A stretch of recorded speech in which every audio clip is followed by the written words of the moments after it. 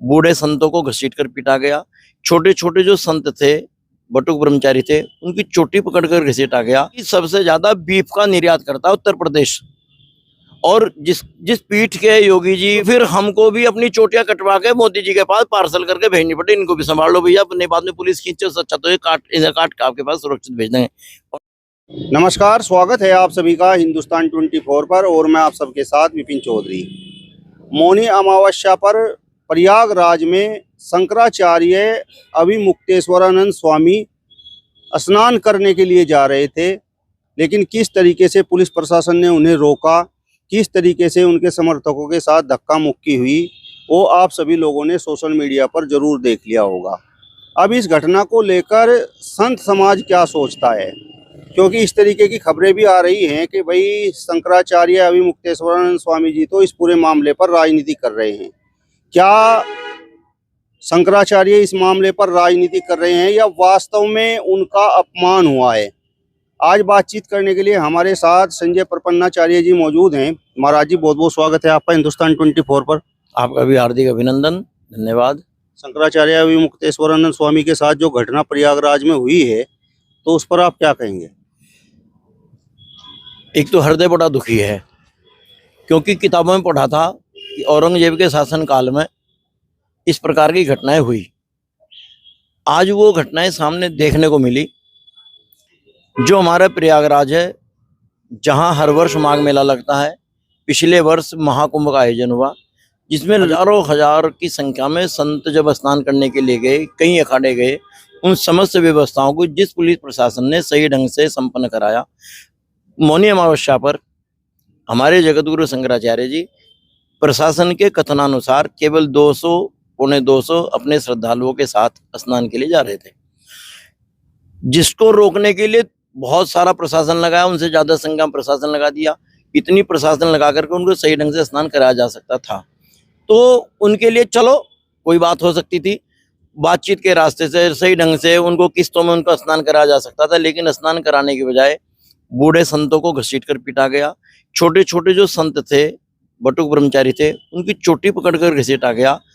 और वो भी उस सरकार में, जो सरकार कथित हिंदुओं की सरकार है, तो वो बड़ा दुखदायी, और भी ज्यादा दुखदायी देने वाला हो जाता है, जिससे हृदय बड़ा दुखी है कि अब हमारे जो सर्वोच्च सत्ता है सनातन धर्म की, उस सत्ता के साथ जब ऐसा व्यवहार हो सकता है, तो कल हम जो साधारण लोग हैं, साधारण व्यक्ति हैं, उनके साथ धार्मिक पर्वों को लेकर के सरकार या पुलिस प्रशासन किस प्रकार का व्यवहार करेगा, ये कल्पना से परे है।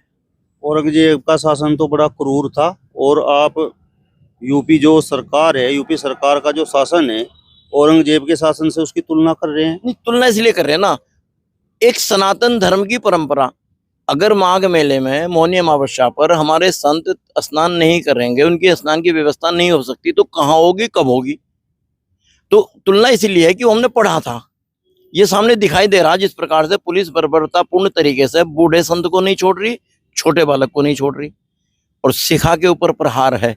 जिस शिखा की रक्षा के लिए हमारे गुरु गोविंद सिंह जी ने अपने पूरे परिवार को बलिदान दे दिया, और जिस शिखा की रक्षा के लिए, जिस जनेऊ की रक्षा के लिए हमारे महापुरुषों ने, महाराणा प्रताप, पृथ्वीराज चौहान, शिवाजी जैसों ने उसकी रक्षा के लिए अपने प्राणों को न्यौछावर किया, और आज ये सरकार कथित व्यवस्था के नाम पर केवल और उसको घसीट कर पीटेगी, चोटी को पकड़ के मारेगी, तो इससे ज्यादा और क्या होगा? तो इसलिए तुलना उससे की जा रही है।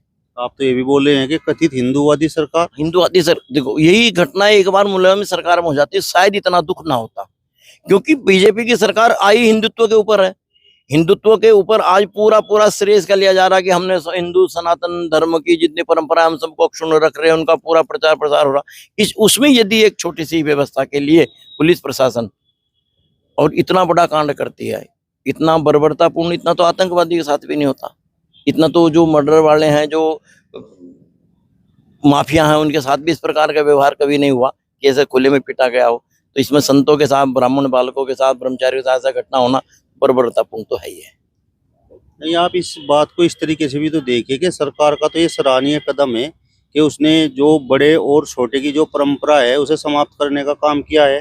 अभिमुक्तेश्वरानंद स्वामी जी को बोला है कि आप पालकी में ना बैठकर आप पैदल जाइए। नहीं, वो हमारे संतों की परंपरा है।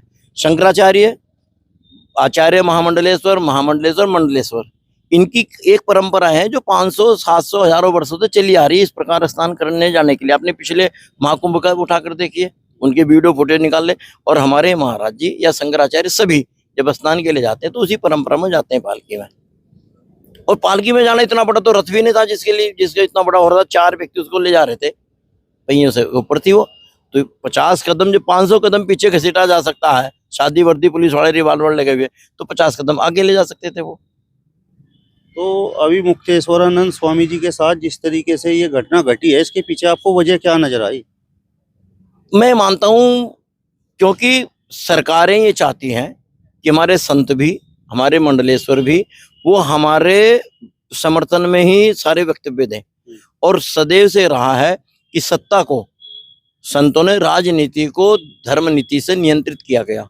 जब भी बड़े बड़े आप उदाहरण देखेंगे, राजा दशरथ के समय तक की बात है, जब भी कोई इस प्रकार की स्थिति हो, धर्म के लिए, धर्म का जो निर्देशन था वो संतों की तरफ से होता है। ये धार्मिक परंपरा है तो संतों की ओर से निर्देशन होगा। समस्या ये है कि संतों के निर्देशन को, सत्य बात को अपने विरोध में मानती है सरकारें। जब सरकार विरोध में मानने लगती है तो मेरा ये आभास है कि कहीं ना किसी उसी दुराग्रह के कारण योजनाबद्ध ढंग से ये घटना शंकराचार्य जी के साथ की गई। मतलब सत्य बोलने की ये सजा शंकराचार्य को मिली। भाई अभी देखो, उन्होंने कहा कि गौ माता राष्ट्रमाता हो। उन्होंने अभी बोला कि सबसे ज्यादा बीफ का निर्यात करता है उत्तर प्रदेश। और जिस पीठ के योगी जी संरक्षक हैं उसका नाम ही गोरक्ष पीठ है, गाय की रक्षा के लिए। तो इस प्रकार की शब्दावली जब सरकार के लगता है सरकार के खिलाफ है, तो वहां सरकारें प्लस नौकरशाही के उसी प्रकार के रूप में प्रस्तुत करने के कारण कि इनसे आपके खिलाफ एक माहौल बन सकता है, उसको पेश करते हैं। वो प्रस्तुतिकरण पे कहीं ना कहीं किसी दुराग्रह के कारण इस प्रकार उनको दमनात्मक रवैया अपनाया जाता है। समानांतर संतों की सत्ता बनाई जाती है। आज बीजेपी सरकार पूरी पीठ के शंकराचार्य जी के समानांतर अधोक्षजानंद जी को उन्होंने पूरी पीठ का शंकराचार्य घोषित कर 4 ओर घुमा रहे हैं, ताकि सरकार के प्रशंसा में कसीदे करने वाले संत तैयार हो जाएं। तो असली को दूर करेंगे, फिर वो उनके खिलाफ इस प्रकार का नैरेटिव गढ़ेंगे, लोगों के बीच में इस प्रकार प्रस्तुतिकरण करेंगे। हम ये कहते हैं कुछ भी आपका मनोबल हो सकता है, लेकिन एक तीर्थ में स्नान करने के लिए शंकराचार्य जा रहे थे। शंकराचार्य नामाना साधारण संत तो हैं, दंडी सन्यासी तो हैं, तो उसके लिए दंड, कमंडल और छत्र और पालकी, ये 4 चीजें साथ चलती हैं। उन्हीं के द्वारा उनका स्नान किया जाता है। परंपराएं रही हैं, हजारों वर्षों पुरानी परंपरा है। शंकराचार्य जी ने जब महाकुंभ मेले में वो भगदड़ मची तब सरकार पर सवाल उठाए, जिस समय राम मंदिर का उद्घाटन हुआ तब सवाल उठाए। तो शंकराचार्य जी भी तो सवाल उठाने का काम करते हैं। अच्छा, धर्म के विषय में शंकराचार्य सवाल नहीं उठाएंगे, प्रश्न नहीं उठाएंगे, उचित अनुचित बात नहीं कहेंगे तो और कौन कहेगा? वही तो कहेंगे, इसके लिए तो अधिकृत वही है। दूसरी बात यह है कि यदि पिछले बार भी कहा, तब जो सरकार सत्ता में है उसी के विषय पे तो बोला जाएगा, उसी की जिम्मेदारी है, उसी से जवाब मांगा जाएगा, तो वही जवाबदेह है। अब उसे सरकार अपने विरोध में मानती तो इसका तो किसी का कोई क्या कर सकता है? संत तो सत्य के ऊपर बोलेगा, बोले धर्म के ऊपर संत नहीं बोलेंगे तो और कौन बोलेगा? शंकराचार्य जी के बारे में तो अब ये बात लगातार प्रचारित की जा रही है कि भाई अब तो ये राजनीति कर रहे हैं। अब राजनीति तो नहीं, पर धर्म नीति पर तो चलना पड़ेगा, बोलना पड़ेगा उन्हें। धर्म के लिए तो बोलना पड़ेगा। सरकार अपने इस जिम्मेदारी से मुंह मोड़ने के लिए फिर उसको राजनीति का रूप देती है। संतों के पास तो हर पार्टी का व्यक्ति जाता है, सबके साथ मिलना पड़ेगा और सबको जागना। जो सरकार सत्ता में होगी उसी की जिम्मेदारी है, उसी के विरुद्ध बोला जाएगा, उसी से अपेक्षा की जाएगी, उसी को निर्देशन दिया जाएगा। वो उसे किस रूप में लेती है वो तो पार्टी जाने। जिस तरीके से स्नान को लेकर भीड़ जुटी हुई थी और जिस तरीके से शंकराचार्य जी पालकी में सवार होकर जा रहे थे, अगर वहां पर भगदड़ मच जाती और शंकराचार्य जी को कुछ हो जाता तो सवाल तो फिर सरकार पर उठते। नहीं, उस भगदड़ को और व्यवस्था को बनाने के लिए तो शासन प्रशासन है। इससे कई 100 गुना भीड़ पिछले वर्ष महाकुंभ में थी, जब उसको यही सरकार, यही पुलिस प्रशासन 1 वर्ष पूर्व, 11 महीने पूर्व व्यवस्थित ढंग से कर सकता है, तो केवल 200 व्यक्ति की व्यवस्था नहीं कर पाए। उस समय भगदड़ भी तो मची थी और शंकराचार्य ने सवाल उठाए थे। नहीं, बिल्कुल ठीक है, लेकिन इस बार तो भगदड़ ना मचे इसके लिए पुनरावृत्ति पिछली घटना से सीख लेकर के उसको व्यवस्थित ढंग से किया जा सकता था। केवल शंकराचार्य जी के साथ इस बार केवल 200 व्यक्ति हैं, जो प्रशासन ने कहा कि 200 व्यक्ति साथ लेकर चले। अगर प्रशासन 200 व्यक्तियों को भी, और वो भी शंकराचार्य जी को सही ढंग से स्नान के घाट तक नहीं पहुंचा पा रही है, तो ये भी तो सरकार की व्यवस्था की विफलता है। नहीं, जब सरकार ने एक नियम बना दिया कि भाई घाट तक जो भी कोई व्यक्ति जाएगा वो पैदल चलकर जाएगा, तो उसको शंकराचार्य जी मानते क्यों नहीं? आप लोग मानते क्यों नहीं? उसी आधे घंटे के बाद एक हमारे बाबा सतवा बाबा, और सतवा बाबा जी लाओ लश्कर के साथ बाकायदा प्रदर्शन करते हुए उसी घाट तक जाते हैं।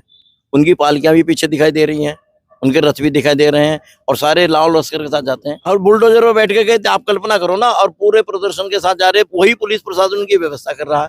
तो आप ये कल्पना करो, एक के साथ ये व्यवहार, एक के साथ ये व्यवहार, तो कहीं ना कहीं मैं मानता हूँ कि दुराग्रह है कुछ भी, जो भी है।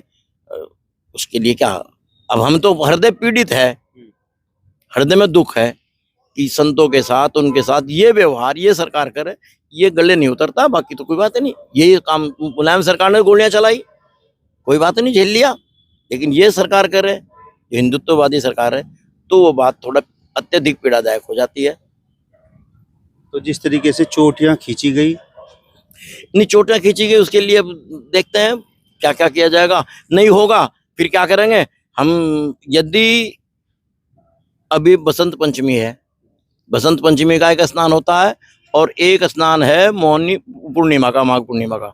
यदि माघ पूर्णिमा तक हो सकता है किसी कारण से शासन प्रशासन से गलतफहमी के कारण ऐसा हो जाए, तो बड़े की जिम्मेदारी होती है उसको सुधार करें। हमारे योगी जी, हमारे मोदी जी इस विषय पर बड़ा हृदय दिखाकर पहल करें, और उन शंकराचार्य जी को सम्मान पूर्वक, और उन पुलिस वालों को जिन्होंने ये बर्बरतापूर्ण कार्य किया उनको भी, और उन बटुक ब्रह्मचारियों को सम्मान पूर्वक स्नान करावें, इसका पाप का प्रायश्चित करें। यदि नहीं करते हैं तो फिर हमको भी अपनी चोटियां कटवा के मोदी जी के पास पार्सल करके भेजनी पड़े, इनको भी संभाल लो भैया, अपने बाद में पुलिस खींचे, अच्छा तो ये काट के आपके पास सुरक्षित भेज देंगे।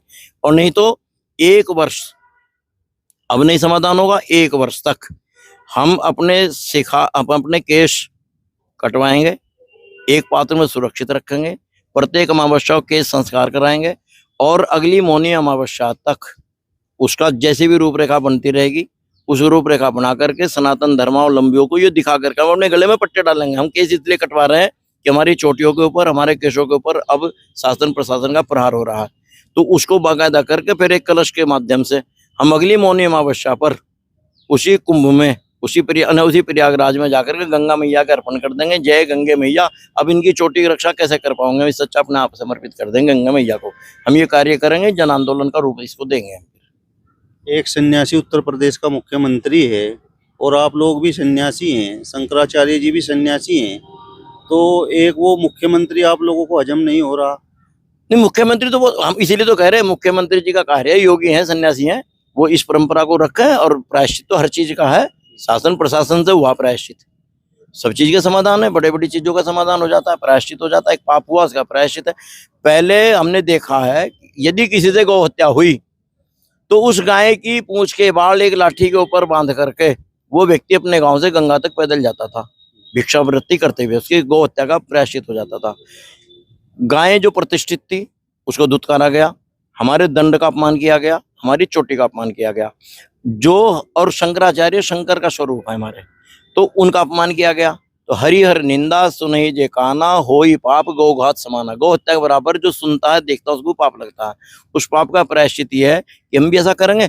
नहीं तो योगी जी हैं, योगी जी को चाहिए बड़ा दिल दिखाएं, और उस सन्यासी के पास एक सन्यासी को आने में कोई दिक्कत नहीं है, वो आकर के इस चीज का सब चीज का पटाक्षेप किया जा सकता है। सम्मान पूर्वक गंगा जी में स्नान कराया जाए, पटाक्षेप हो जाए, कोई दिक्कत नहीं। संत लोग क्षमा भी तो करते हैं।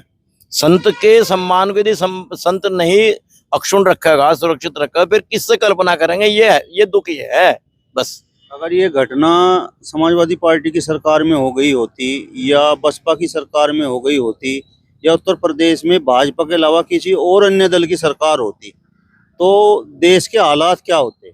नहीं, देश के हालात यही बीजेपी सरकार, यही बीजेपी सड़कों पर आ जाती, यही बीजेपी सरकार पता नहीं क्या क्या कैसे कैसे आरोप लगाती। तो आज बीजेपी की सरकार है, हिंदुत्ववादी की सरकार है, तो उसमें यदि ऐसा है तो कल्पना से पर है, बाकी तो कोई बात नहीं। रावण के राज्य में संत पिटे, संत का खून निकाला जाए, कोई दिक्कत नहीं है, वो रावण का राज्य है।